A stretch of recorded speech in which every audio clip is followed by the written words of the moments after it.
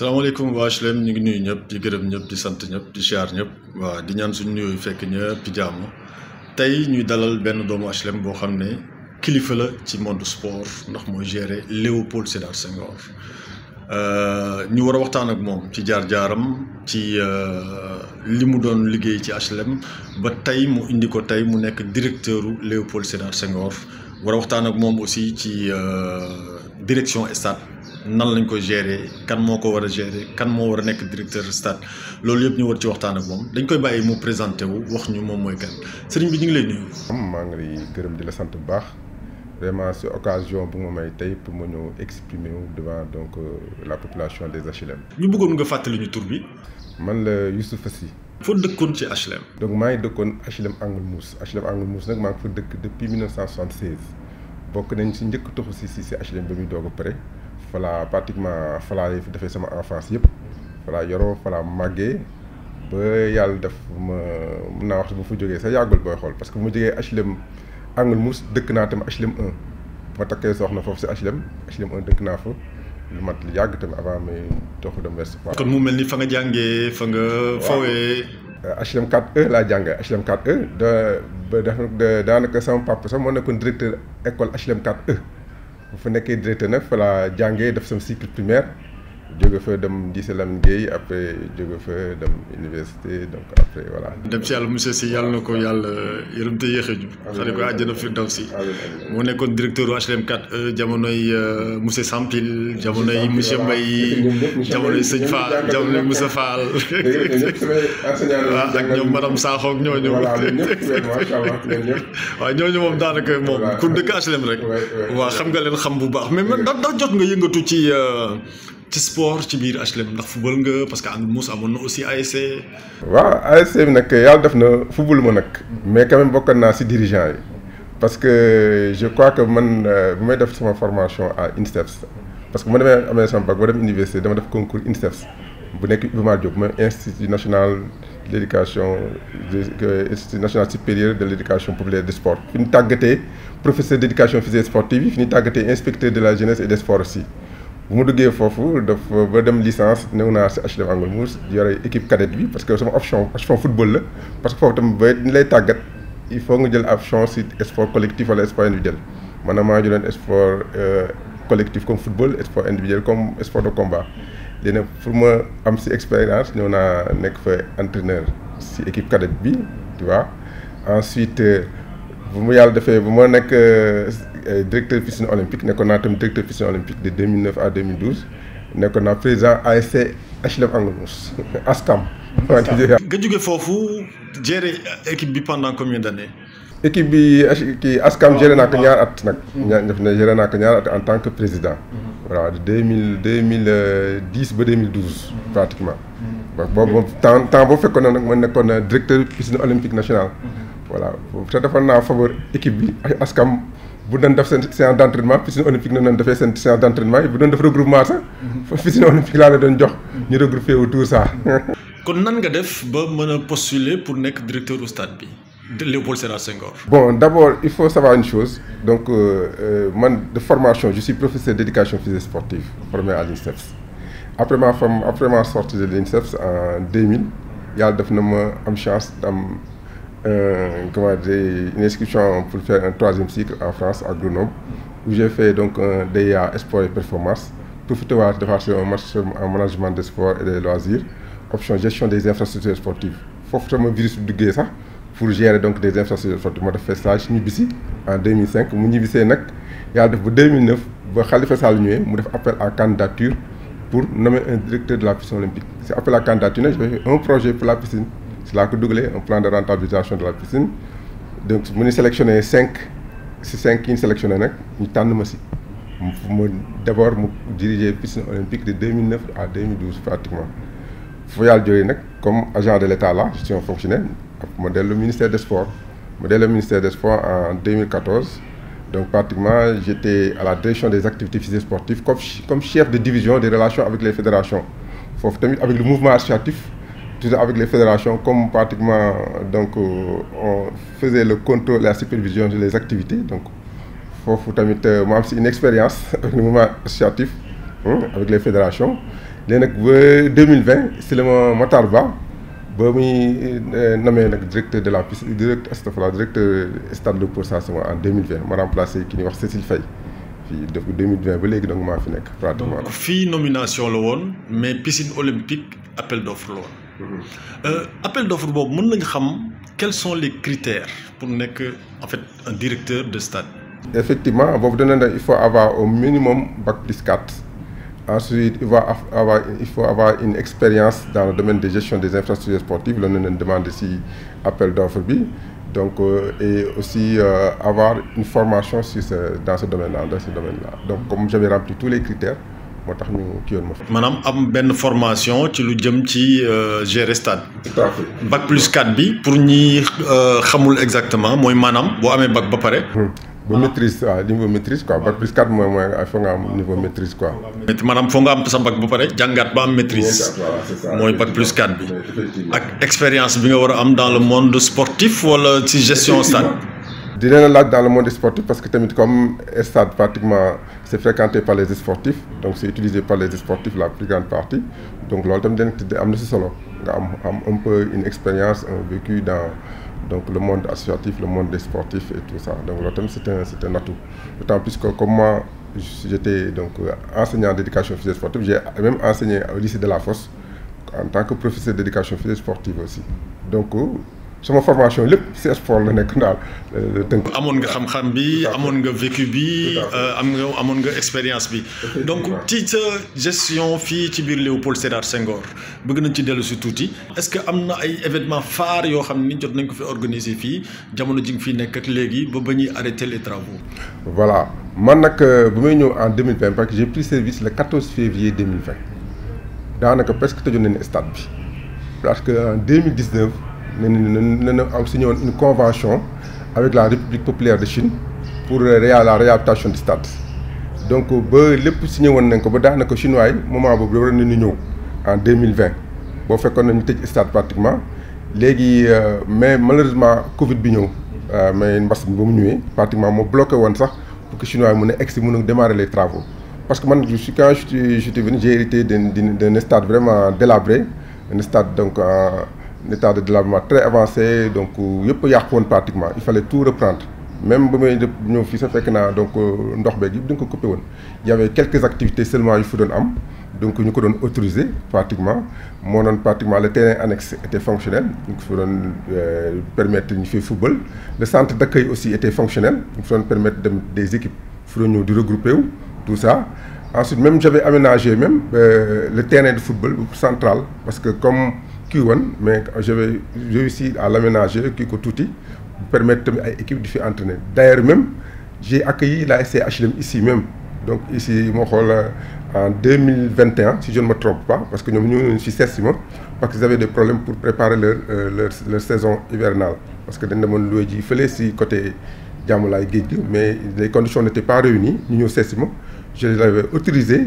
nous regroupés pendant 2 à 3 semaines filles. Jox leen centre dëkk bi jox leen terrain central bi ñu fi football tout ça. ñoom ñëpp kontaan nañ sax wax dëgg yàlla ba ñu ñëw def geste bu rafet may ma si maillot bi seen maillot kii beeg yooyu tout ça. vraiment nga tudd ASC HLM suñu xel day dem ci stade Léopold Sédar Senghor stade HLM bi mu am coow lu bari lu ci jib. coow lu bari lu ci jib. nommé nañ directeur bi il est valable directeur bi il n'est pas valable ASC HLM moo am këyit mairie bi ne moom moo ko moom ñu bëggoon xam exactement d'abord ci en tant que stade HLM bi yow tey lan nga ñu ci mën a wax balaa ñuy dugg ci yu sew sewaan yooyu yëpp. Voilà donc en tant que doomu HLM gis infrastructure bu pare boo xam ne c'est praticable. lan lay def ci yow ba pare nga dëkk Angle Mousse dëkk ak koo xam ni maanaam projet bi yëpp mun nañu wax ni ci loxoom la jaaroon muy Papou Elias Ndoye yàlla na ko yàlla yërëm te yéex. Voilà donc migrant bu baax Seydou Ndoye ñu koy ñaanal yàlla nekk yàlla yërëm xare ko àddina donc vraiment mu nekkoon koo xamante ni liggéey na lu bëri si projet boobu man si daawoon naa si waxtaan ak moom daawoon naa si échanger ak moom lu bëri sax. Voilà donc stade HLM bi vraiment lu ñuy dégg ak lu ñuy gis vraiment nekk na loo xamante ni vraiment benn doomu HLM rafetlu wu ko parce que déjà chance bu ñu am ñoom stade parce que localité yu bëri wala équipe yu bëri club yu bëri bëgg nañ am stade mel noonu mun ñu ko am mais ñu am chance am un bijou. xanaa fàttali ni ci jamono joo xam ni stade dafa jafe ci biir. effectivement dafa jafe parce que pour da ngay gis club yu bëri fu nekk nañuy wër di louer pour am espace bu ñu entraîner tu vois te espace bi ñu entraîner surtout les conditions ne sont même pas réunies mais HLM am lu mel noonu vraiment doomu HLM yëpp mi maire beeg ASC beeg yëpp mën nañ toog waxtaan xool vraiment quelle est la meilleure manière wala la meilleure solution pour gérer stade boobu mu nekk un patrimoine HLM pour que vraiment ñëpp mën si gis seen bopp. Donc loolu lu ko waral parce que ay xëccoo yëpp réglé wul dara toog waxtaan trouver vraiment un cadre boo xamante ni dina permettre espace dañ ko mën a exploiter pour que vraiment ASC HLM gis si boppam même maire bi aussi tam mën si gis boppam parce que loolu tam c'est important parce que c'est pas donné aussi à un club d'avoir un stade déjà pour mu mën a entraîner d'abord ensuite di mën a recevoir même ces matchs officiels. Donc daanaka lu très jafe la si donc si actuellement donc si dans le football sénégalais bi tu vois donc club yu ko am pratiquement dañ leen di compter à part les centres de formation rarement ngay gis club bu ko am. je pense que Pikine xaw ma Guédiawaye ñoom ñoo ko ci am aussi. voilà ñoom ñoo ko fi am tout ça mais gis nga ñoom toog nañ waxtaan ba trouver solution par rapport à ça. mais ñu bëggoon xam aussi exactement directeur u stade bu mel nii bu HLM bi. maanaam bu yow ci sa xam-xam ci sa expérience ci sa vécu ci biir sport tey boo doon nommé directeur stade yan critère nga jàpp ni directeur stade boobu dina ko war a mën a am. D'abord il faut rappeler une chose c'est-à-dire que il faut d'abord ñu xool d'abord statut stade yi parce que au Sénégal mën nañu wax ni amul benn acte benn kayit boo xamante ni permettre na que stade yi am benn statut particulier amul pratiquement. Stade yëpp pratiquement booy xool d'abord kayit sur le plan réglementaire lu am au niveau du ministère des sports bokk xamante ni moom moo gérer donc tout le sport sénégalais donc il y a qu'un arrêté portant classification des infrastructures sportives loolu ma am mu classifier donc classer stades yi par exemple les stades de niveau national les stades de niveau départemental et les stades de niveau stade de niveau régional ak les stades de niveau départemental arrêté boobu moo am donc il y a pas un statut particulier pour kii de donc mu am beneen problème aussi mooy problème mode de gestion bi parce qu'il y a un problème de mode de gestion dans le stade amul benn kii boo xam ne définir na un mode de gestion parce que ñun tamit au niveau du ministère des sports réglementation bi dafa génne benn kayit boo xamante ni benn arrêté boo xamante ni donc dafa définir le mode de gestion c'est-à-dire que pour tous les stades même stade Léopold Sédar Senghor dafa war a am un comité de gestion tu vois. mais stade Demba Diop stade Léopold Sédar Senghor stade Iba Mar Diop dafa am un comité de gestion et comité de gestion boobu après ñu mu am le directeur ci biir comité de gestion mooy assurer le poste de secrétaire exécutif mais malheureusement appliqué wuñ ko bay xool donc vous voyez donc par rapport ak profil directeur stade ça dépend parce que stade niveau national par exemple niveau national comme stade Léopold Sédar Senghor stade Demba Diop stade Iba Mar Diop ak yooyu pratiquement au niveau du ministère des sports mode de nomination bi leen la on est nommé par arrêté ministériel et si biir arrêté ministériel boobu agents yi ñuy nommé il faut qu'ils soient des agents de la hiérarchie A moom mooy pratiquement ñu def bac plus 4 jëm kaw comme la ma waxoon rek ñoom kii léegi nag au niveau maintenant départemental am na ay stades départementaux loolu conseil départemental moom mooy tànn koo xamante ni ñoom ñu définir seen critère xool kan moon am profil wala kan moo leen doy pour ñu nommer fa un directeur de même que dans les stades municipaux donc c'est ça wala dans les stades privés moom privé bi mooy xool vraiment koo xamante ni am na compétence yi sur le plan sur le vécu sportif sur le plan de l'expérience ak yooyu parce que mun nañu wax ni c'est vrai que gestion des infrastructures sportives c'est assez spécifique boo demee dans les pays européens c'est un métier dañ koy jàng boo demee en France wala quoi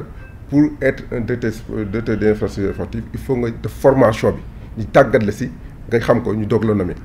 mais fii malheureusement au Sénégal amul métier bi boo xamante ni dañ ko fi ñu koy kii peut-être expérience nga am wala par rapport ak EHU bi nga nekk ñu nommé la donc directeur des stades. mu mel ni HLM nga xam ni le président Macky Sall moo yëkkati le terrain. ñu signé bail bi mu teg ko ci loxo jeunesse sportif des HLM dirigé par l'ASC HLM comme ñoom ñëpp di waxee donc ASC HLM su fekkee moom est-ce que mun nañ ko dugal ci domaine privé ak nan la war a nommer directeur est-ce que am na droit def appel d'offre ou bien am na droit tànn ku ko neex nommé ko. waaw fekkee cas boobu nga wax moo am c'est-à-dire que fekkee ASC HLM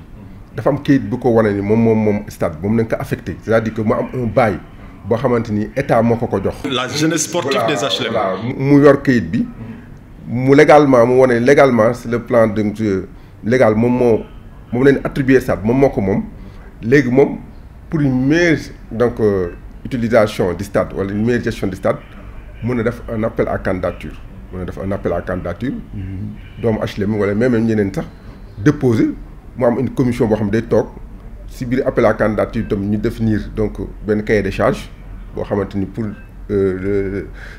stade bi ni nañ ko war a exploiter ni nañ ko war a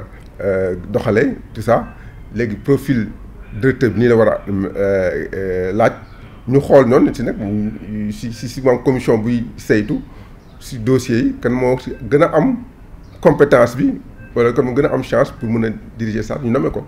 loolu tam c'est une façon de nommer démocratiquement donc un directeur de stade et puis ñu